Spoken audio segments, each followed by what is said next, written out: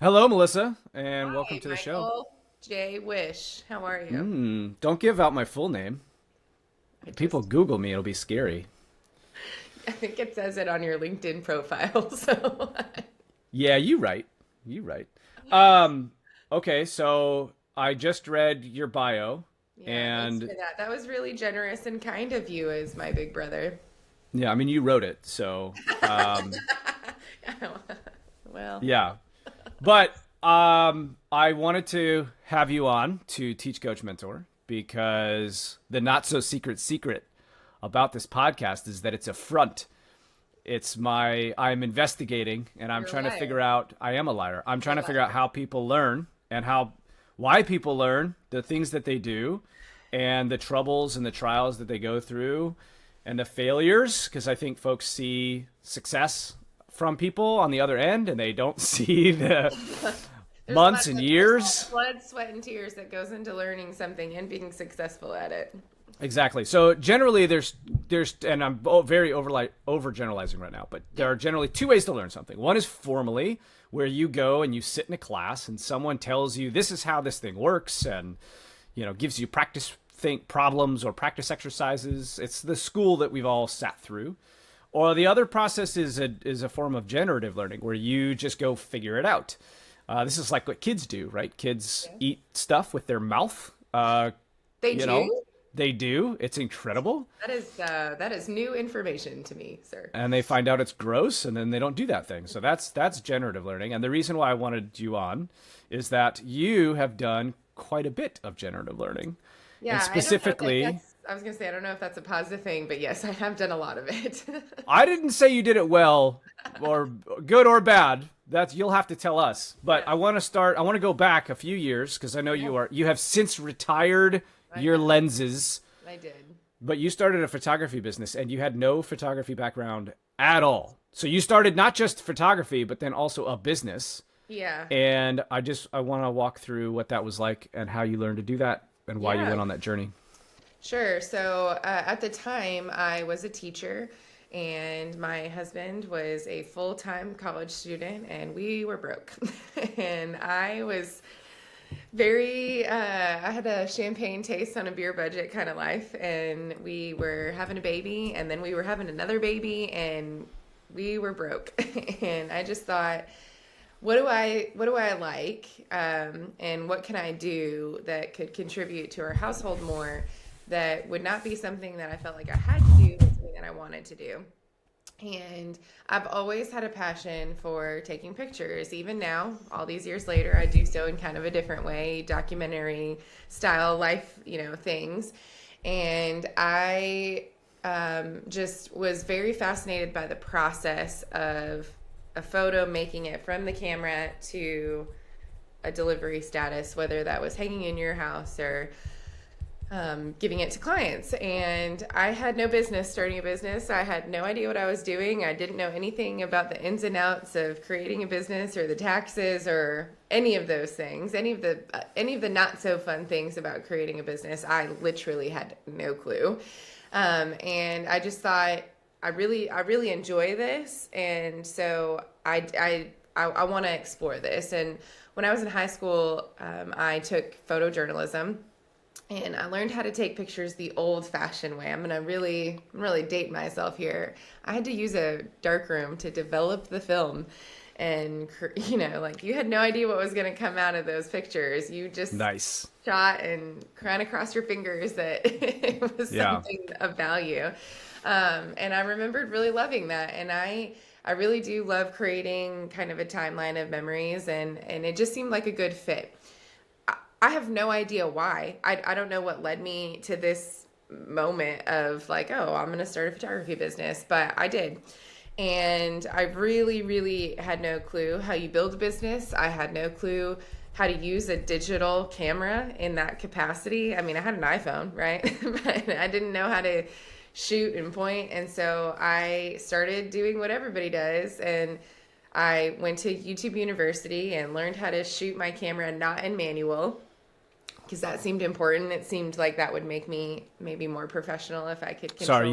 Like not automatic Yeah, or I'm sorry. Yes, sorry. Yes, okay, got in it. Yeah, yeah, manual, not in auto, because yeah, yeah, yeah. there are features on a camera that will allow It you will to do disable. stuff for you, or you have to do Yes, a everything. really, Yeah, really fancy camera can do all yeah. of the work for you, but a really great photographer doesn't shoot in auto, they shoot in manual. And so I wanted to learn how to do it, controlling all of the things myself, to create images that I think left meaning for somebody.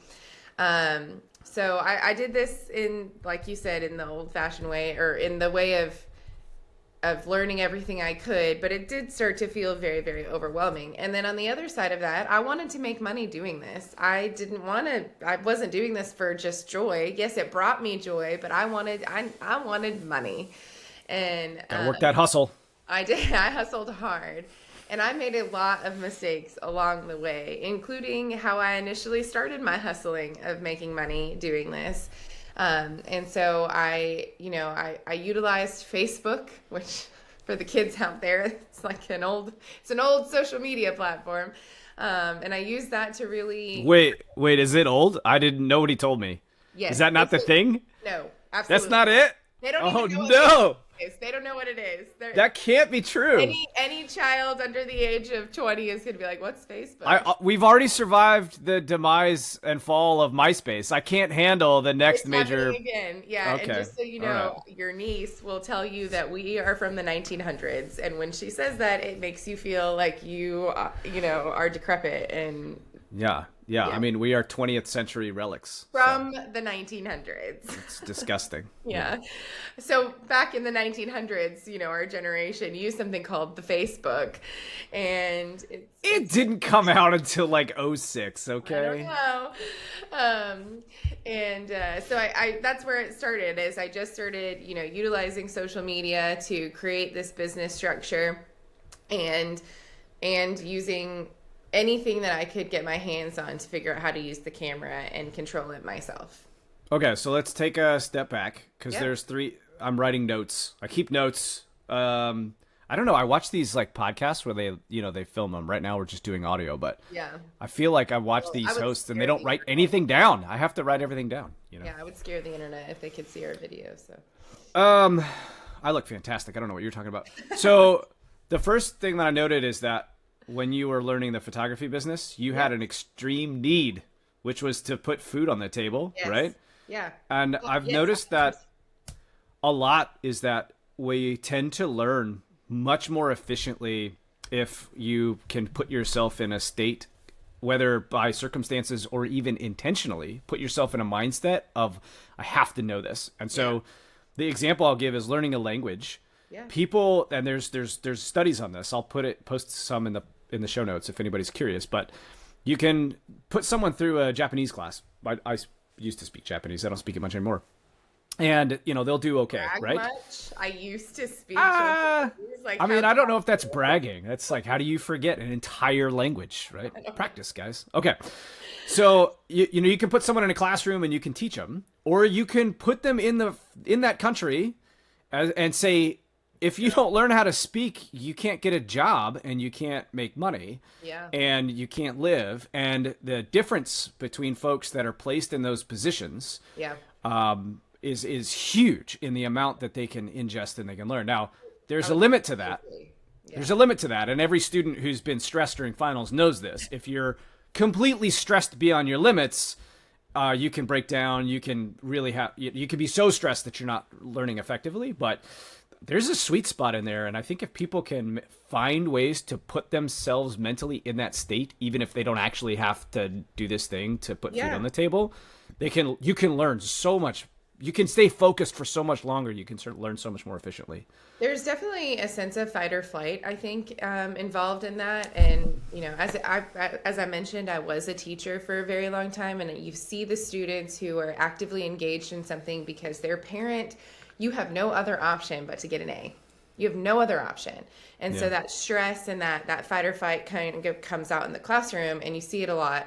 And it comes out in all sorts of different emotional ways for these kids. But then on the flip side, when you want something so badly, and I wanted a successful business because not only did I need the income to support my family, I was the sole earner for my family while my husband was in school.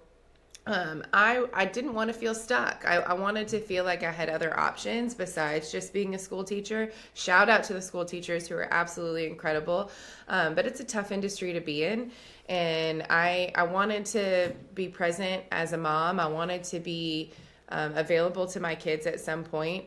And having a traditional job does not always allow that to happen. Now, what I learned is having a photography business does not always allow that to happen either, because you're giving up a lot of your time and your space and your weekends and your nights for someone else's memories versus making them for yourself. But I think that fight or flight is very, very, very real in moments where you want something so bad, you'll do anything to make it happen. It becomes that internal motivator, and that it's a huge driving factor to success. How bad you want something, in my opinion, is 100% how successful you'll be at it. Yeah, for sure. The other two things I want to note is it sounded like when you were describing the challenges of learning how to work the camera and getting into manual mode and making all the mistakes. When you look at that entire process from beginning to end, I think if you're staring at that process at the start, not knowing how it's going to end, it's completely overwhelming. It's overwhelming in the amount that you have to learn. The fact that people are going to pay you real money to go take actual pictures of them, so you can't afford to make mistakes. No, you cannot. And then, it's like, can I even do this? Will I even be successful on the other end? And I think a lot of people hit a wall. Where they hit a wall and they of overwhelming about how much there is to learn and about the possibilities of failure. And at some point they hit a wall and they either decide, I'm either going to step back and I'm going to go do something else. I'm going to reset. This isn't for me. Or they say, screw it. Let's go. Let's figure out what happens. And more often than not, people will find success. I feel like the students, this is true in the classroom. This is true as I'm kind of learning in the business world, is that the people who are successful just decided to be really bad at something for long enough until everyone else dropped out and they started to get better and figure it out. Yeah. And I can speak to that kind of twofold, right? Well, in many businesses, this isn't the only business I've started and worked over time. The thing about photography was, it was something that I enjoyed doing, but it was something that felt tangible. It was easy in the sense, like, I can do this. I physically can do this. And so why not try? And the power of social media, you and I have talked about this a lot in running businesses, is social media can be a very great tool to help you get where you want to go. And so that's what I did. I just went onto my Facebook and I started offering very, very, very cheap sessions so that I could get practice. I charged people $20. And this, like, as a business person now, knowing what I know, running successful businesses, this was stupid. But I needed people to come. I needed people to show up and let me take their picture. And it not just be, my daughter at the time, or family. And I needed the clients. And I just thought, if I charge them next to nothing and I deliver a great product, they will come back and eventually they will pay me more money. And there's a lot of hard lessons in that kind of thought process.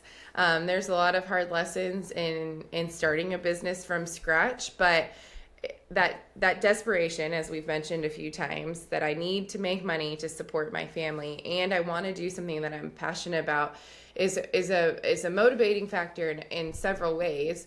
But it worked. It worked because I was kind of good at it. And I know that because I ran this business for a very, very, very long time and I made decent money doing it. And I was very successful at growing the business aspect. But the hardships and the learning of that came along the way were really tough to learn sometimes. But creating something from scratch is always hard. But I think when you really, really do love it and you have that motivating factor, as you've said, you're really determined to figure it out. And there was a lot of figuring it out along the way. But for me, it was just this idea that not only did I want to do this, I needed to do it. and creating space to learn for myself. And I learned every single time I shot that camera. Every single time I picked it up, I learned something new or I figured something else out. And then when I would take it back to my computer, that post-processing got a little bit easier. And the evolution, if I were to go back now and look at the very first photo that I ever took and the very last photo that I ever took, I would feel probably pretty bad for the person I charged $20 to for that first photo, and maybe would think now that $20 was a little bit much for what I delivered versus, my last session where I charged $300 for that session. But I just think that there's a huge amount of time that you have to also be willing to give yourself grace and know that you don't know everything, but also admit that you don't know everything and be willing to continue to learn even when you're starting to find success. Yeah. There's a couple more things on this topic, and then I want to go on to what you're doing now. The first is there's a book called Make It Stick, which is The Science of Successful Learning. It's a very popular book. And I think it's been a minute since I've read it cover to cover, but I think there's even a story in there about a photography class where they decide to split the students into two groups. In one group, they say, hey, we want you to go and try to take the perfect picture. Yeah. Like this is the assignment. This is the final thing. This is what your grade is all going to depend on. We want you to go take the perfect picture. And so those students spend probably their entire project time in what most people refer to as analysis paralysis, right? Okay. They are thinking so much about all the factors and trying to get everything just right. And, they get a few pictures done and I don't know, they do okay. Maybe some do terrible, maybe some do okay, but the results are kind of mixed. You take the other half of these students and you just say, look, I want you to go take thousands of pictures. I don't care if you get the lighting right. I don't care if it's I don't know all the photography things to say right now, but me neither. I know lighting. Okay. Yeah. The focus, the background. Think about the f-stop. There you go. Whatever that is. Okay. Yeah. So, just go take thousands, right? Yeah. And then like the pictures that came out, the final one that was submitted, like these kids crushed it, right? Yeah. And it's because I think, it's like Thomas Edison. You have to learn 2,000 ways not to make a light bulb, right? Yeah. Now, the other bit of this, too, is that what you had access to then was, you mentioned YouTube University, which people still have access to now, except I think there's a new problem.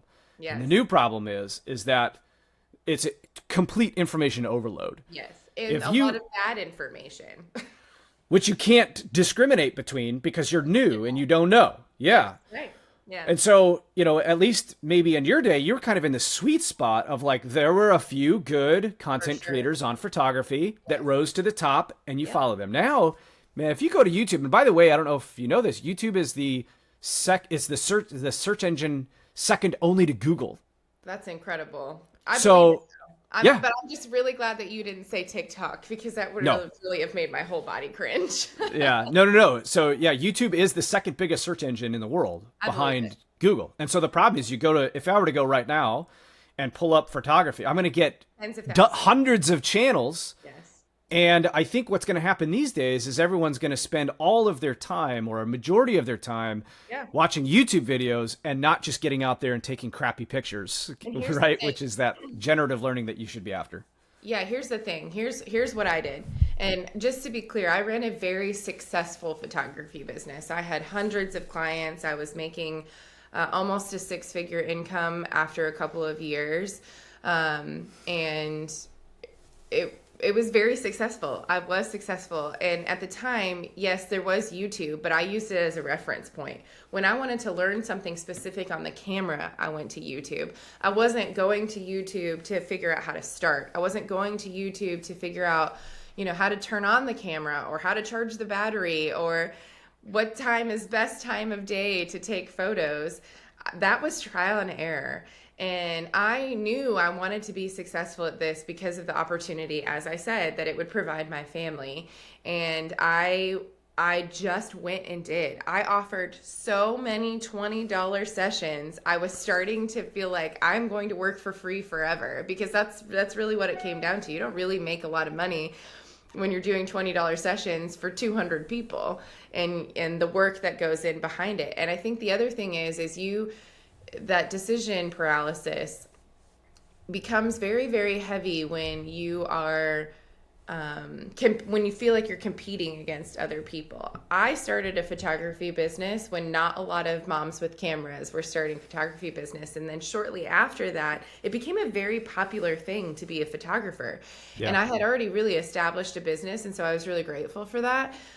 Timing can be everything in terms of your success, but it's not the only thing. If you have a higher motivating drive than others. And I think now we rely so heavily. I made the joke about, please don't say it's TikTok, because my daughter is 12 and she'll say, well, TikTok said, well, I learned it on TikTok or whatever on TikTok. You know, we depend so heavily on other forums to teach us. And so when I say, well, can you do that? She's like, no, I just watch it on TikTok, right?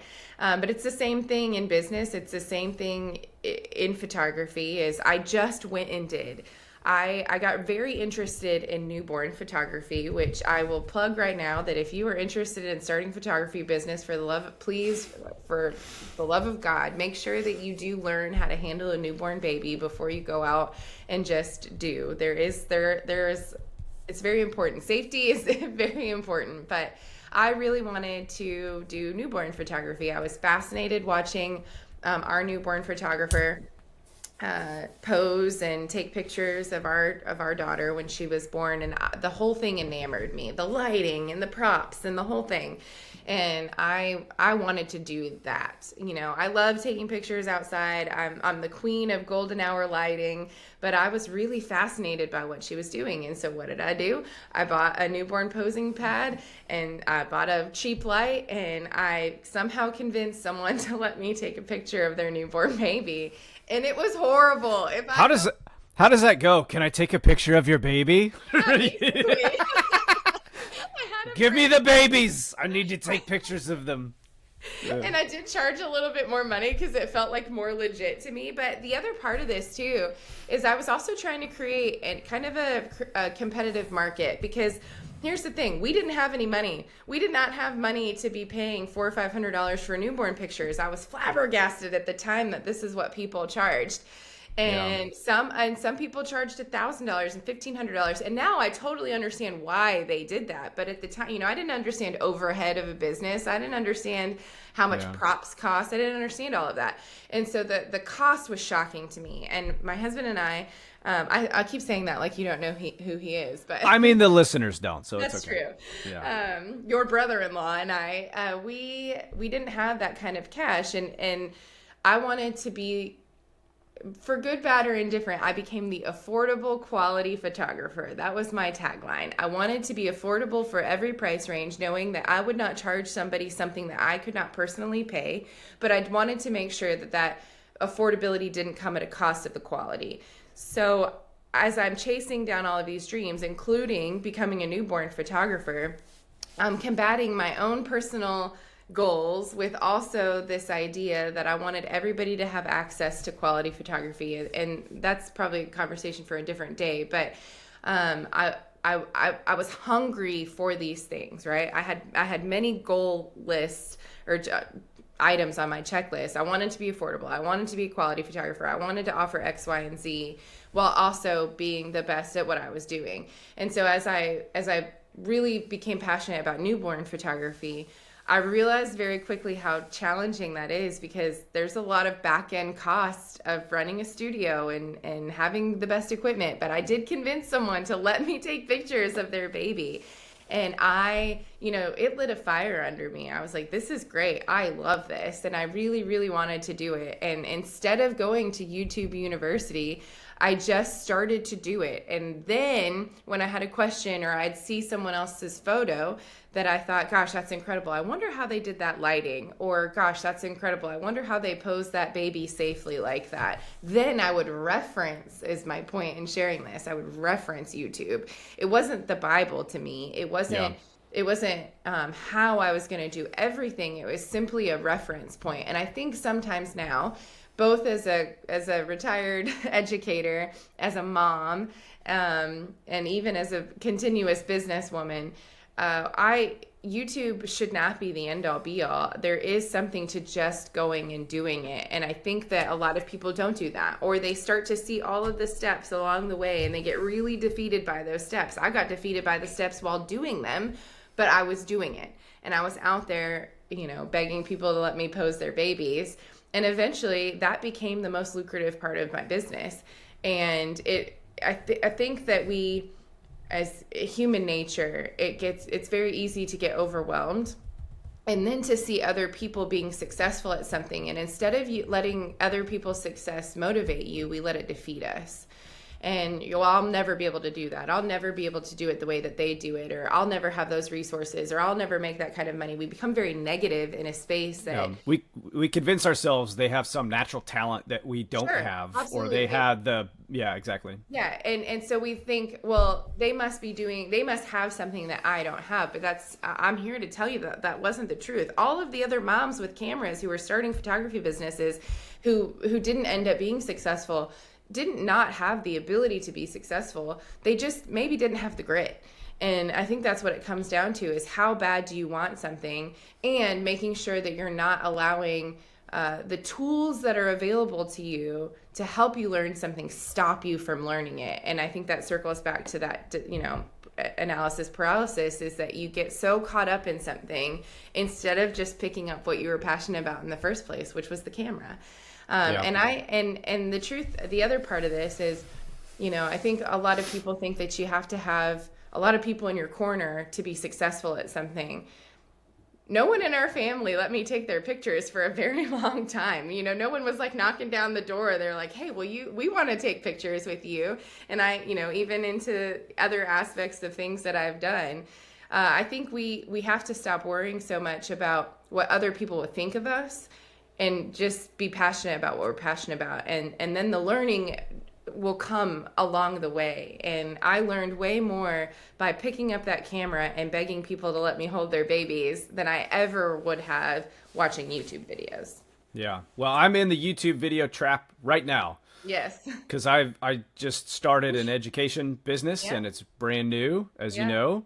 Yeah. And I have watched hundreds of hours of YouTube. That's all probably only a slight exaggeration, but it's funny because my background is very academic, right? It's math and physics.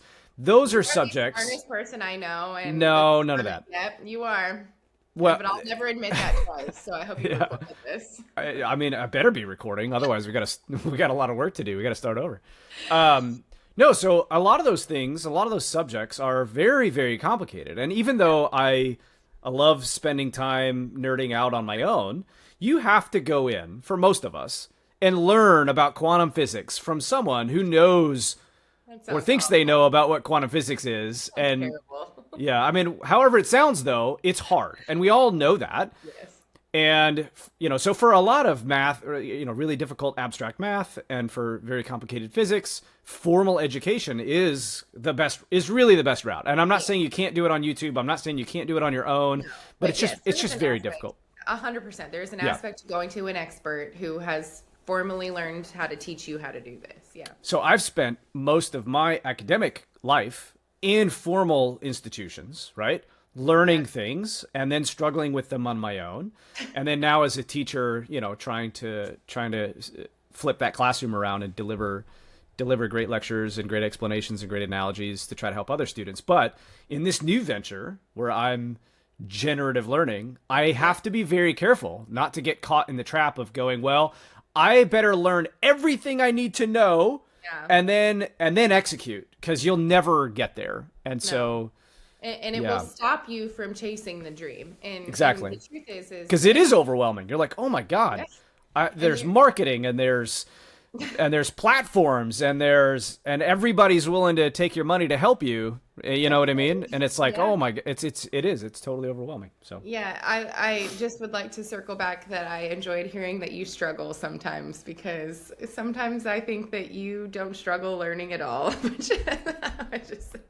No, I'm glad that's That's on record that you struggle learning sometimes. 100%. Yeah, I look, the grit that I had was for nerd stuff. That's the Yeah, only you are a difference. nerd.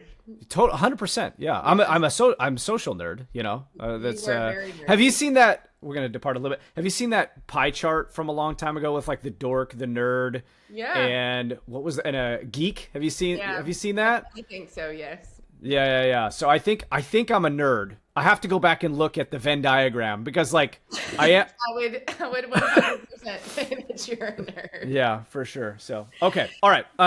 Let's talk about what you're doing now because you're not running a photography business I'm anymore. not. No, and What just do you do? Is it well, that you do these days in the I business world? well, I do have a job. Contrary to popular belief, I do have a. I work in education. I do I know training. that. I know Yes. training and development of adults, but um, during the what I refer to as the zombie apocalypse, if anybody remembers what happened about 5 years ago and the whole world shut down, my husband, who Never heard is of it. I know it was this weird thing. Maybe it just only happened to me, but my husband was gone with the army, and I was at home with three babies who were supposed to be in school, and I had just had a newborn. And it was quite the time to be alive. And I started what I now refer to, or Matt refers to, as I started talking to my 7 friends on the internet. And so now I tell jokes on the interwebs, and I make fun of motherhood, and I say the things out loud that most people are probably too afraid to say. And I've built quite the community that we refer to as the 7FC, which is the 7 friends circle. Everybody has a seat there, and I do the social media quote unquote, I suppose, influencer thing, but I prefer community leader of wayward women who feel like they don't belong anywhere. That's a much longer sentence than Yeah, influencer. it probably, but if I influence anybody, I hope it's influenced them that it's okay to eat a little bit of McDonald's and to say bad words towards your children every once in a while. I know. It's I mean, shocking. only if they really deserve it. I mean, maybe, but yeah. So I tell jokes on the interwebs. I share sarcasm and talk about hard things and discuss dark corners. And you said something a little bit ago that made me think of this exact thing. You said something about um, you start to ingest everything on the internet and you start to feel inadequate or not good enough. And, I referenced a little bit too, but that's one of the biggest things about social media is you can get on social media at this point and start to feel like there is no way to be successful if that's something that you enjoy. I make a fool out of myself on the internet quite frequently, but You come by it naturally. yeah, well, it's genetic, so you have the genes too. Whoa! Don't have to bring family into this. But you you start to go on there and you start to see everybody's highlight reel and you start to see everybody else's success, and you just think too many people are doing this, one, or there's no way that I will be successful at this. And here's what I would like to say.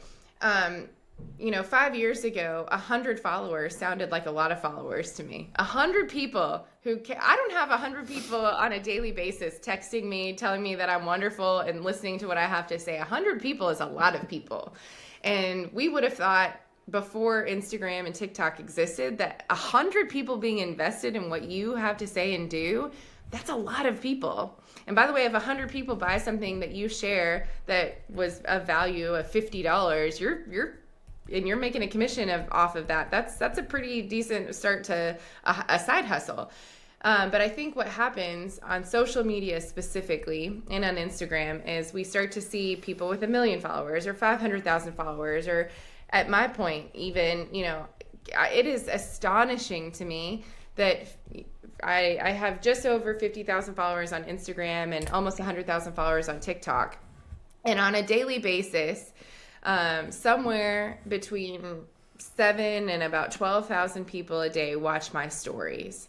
That is an incredible amount of people who care what I have to say. Now, not all of them do. Some of them are probably watching to hope that I fail a little bit, right? Or to make fun of me or to talk bad about me somewhere in a corner.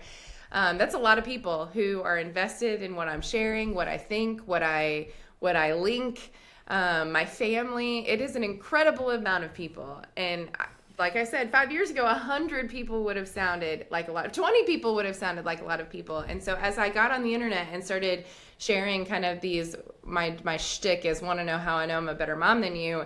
And it's really just all the ways I'm failing at motherhood that become relatable to others. Is I would have never have dreamed of having 10,000 followers, let alone 50,000 or 80,000, and having 10,000 people every single day wanting to see what I'm doing and what I'm saying. And there's a whole another side of that can be really overwhelming. But I am just an average person. I'm not doing anything on the internet that literally anybody else can't do. I'm just talking to myself in a sometimes self-deprecating way that's maybe a little bit humorous, and I'm just sharing real life, and people are into that. And it has created unintentionally a whole nother business for me, because then comes partnerships with big brands. Like I refer to myself as the grade A McDonald's mom, the queen of the drive-thru. Well, guess who I've worked with now? I've worked with McDonald's not once, but I'm about to work with McDonald's again. And so these partnerships come from putting yourself out there, and anybody can do that. Everybody has something of value to share. Everybody has a unique talent. Everybody has a unique thing to talk about. For example, yes, you're on this journey of sharing how people learn so that you can take that back and help others. But if you really wanted to make a bunch of math YouTube videos and put them on Instagram, you would find success in that because you're an expert in math. Everybody's an expert at something, even if it's something silly. I watch more cleaning videos on Instagram. I hate cleaning, but I am enthralled by these women cleaning these bathrooms with these steamers. So we all have a talent. It's just being brave enough to go out there and put yourself out there. And that part is very, very, very scary. It can be very vulnerable. Yeah, it's funny, if you look back to human origins, where we were in tribes, and tribes were no more than 100 to 150 people max, right? Yeah. So that's the origin story of our species and the maximum size of our community. And that still has remnants today. You can see it in two different ways. One is, no matter how big your social media is, the vast majority of people do not keep up with more than 100 to 150 people. Correct. You just can't handle more than that. And then two is, when you look at companies really start to struggle and buckle if the warehouse has more than 100 to 150 people, if the corporate office has more than 100 to 150 people. So what's interesting about it, though, is if you go back in time and you're in a tribe, a relatively small tribe on the order of dozens of people, the probability that you're the best at something is very high. Yeah. Even if it's just steam cleaning showers or whatever, right? Yes, so exactly. Or top three. You're top three at something in that tribe. 100%. And the problem with social media now is that you can log on and find thousands of people that are better than you at everything you can think of. And it will make you feel very inadequate very quickly.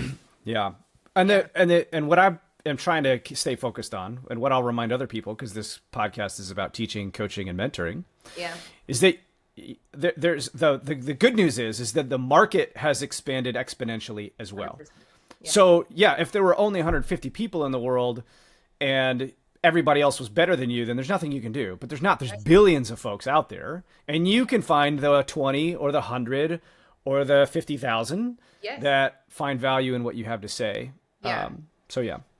But all that comes from, circling back, is that the paralysis, and making sure that you don't get so caught up in what someone else is doing that you just don't go and do.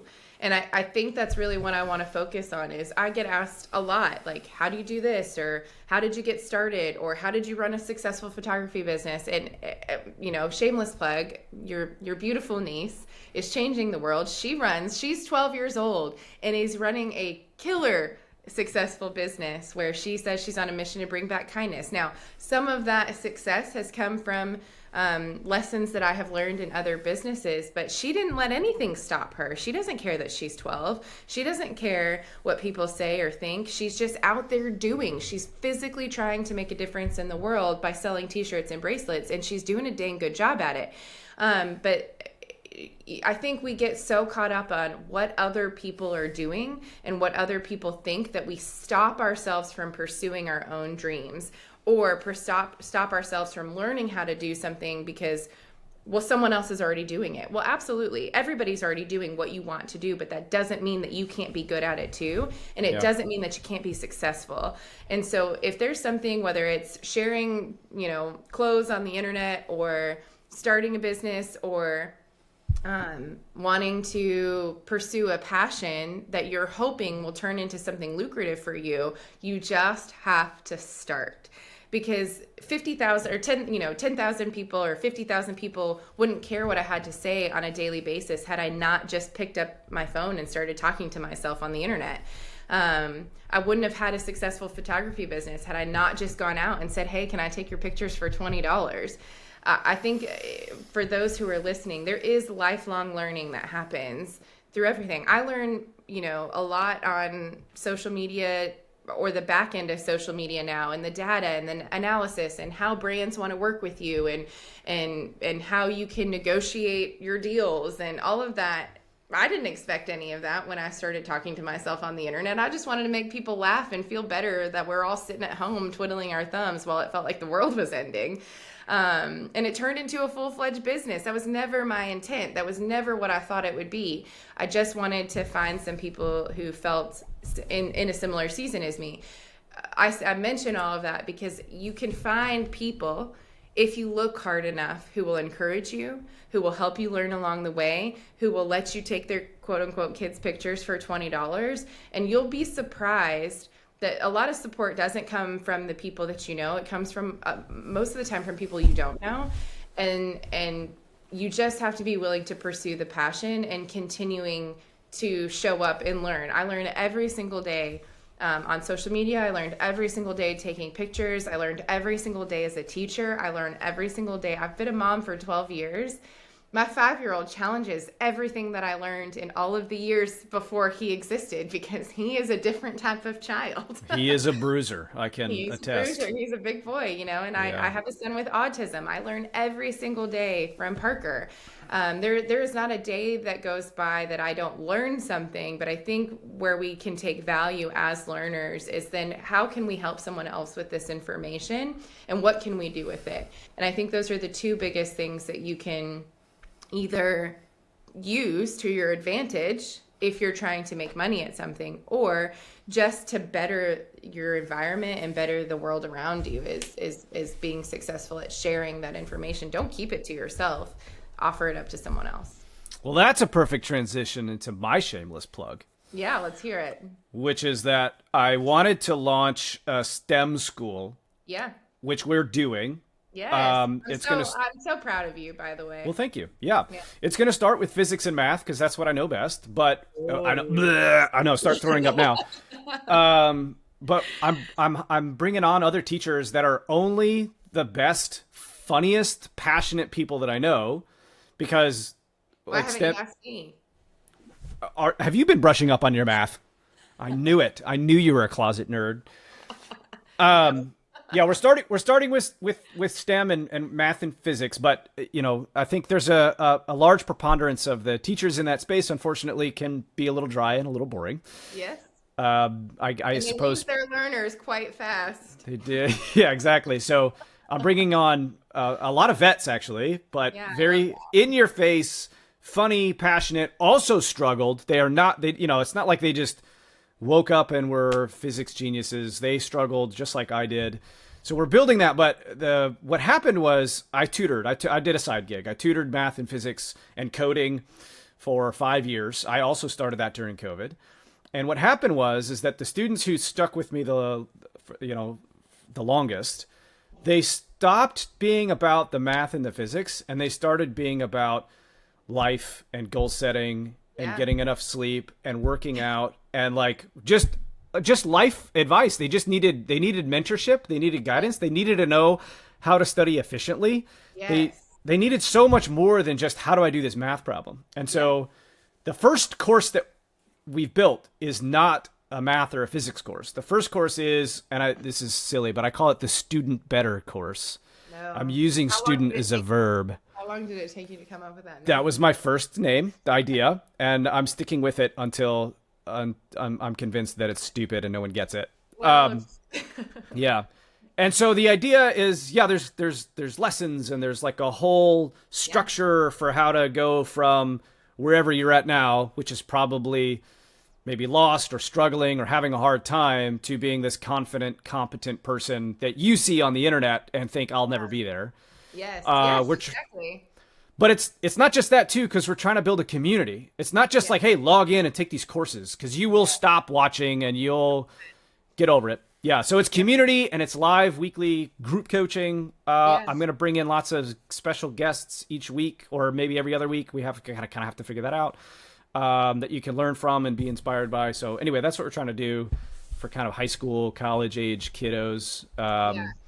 And I don't know, we'll, I'm in the generative learning process with all of this. So Yeah, you're doing a great job. And I will say the community thing is really, really, really important. If I've learned anything in running a business, in this learning process, is that the community aspect is the number one thing you should be worried about in a business, in education, in anything, because without a community, you don't have anything.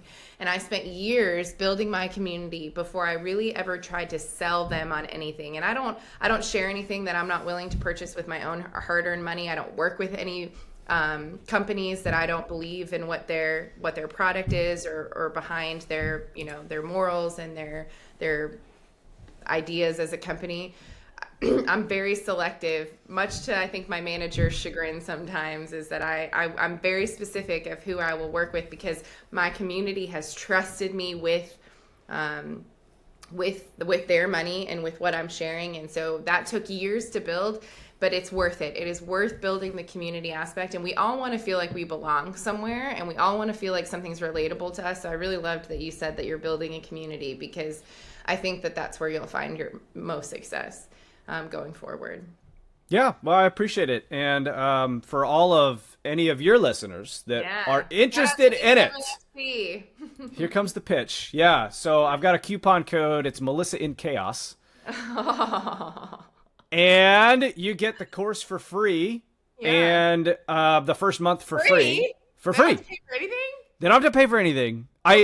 I just want to tell you that this is the best code I've ever gotten in my entire life, and I legit did not know that you were going to give it to them for free. Yeah, so we're still, honest, I'll just be frank. We are still trying to figure out the price. I'm going to get a kickback from free, Mike. No, I'm just kidding. Just settle down. Settle down. So we're still trying to figure out the price for the course. That's just truth in advertising. We don't know. I don't know. I want to make sure that people are getting the value out of it. And so the course will be priced, and then there's like a small monthly membership of like $19 a month. But with a coupon code Melissa and Cass, they get the whole first month for free. They get the course for free. They get the first month for free. I love that. Come check it out. If you get nothing out of it and you think it's total trash, you just leave. All good. If you get everything out of it and it changes your life and you cancel and get it totally for free, great. That's good too. Really, we just want to find out what people think of the course, and I want feedback, so feedback would be wonderful. These are honest. I know. They're ruthless. Honest ladies. Ask me how I know. There's a lady in my community who loves to tell me when I have double eyebrows, when I have a 4 eyebrow situation instead of 2. Oh God.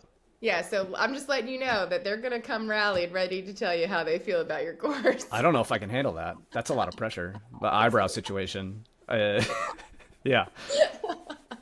The eyebrow lady. Yeah, exactly. So, okay, well, the details will be, in the show notes and posted as for the website and all of that. And I'm really excited.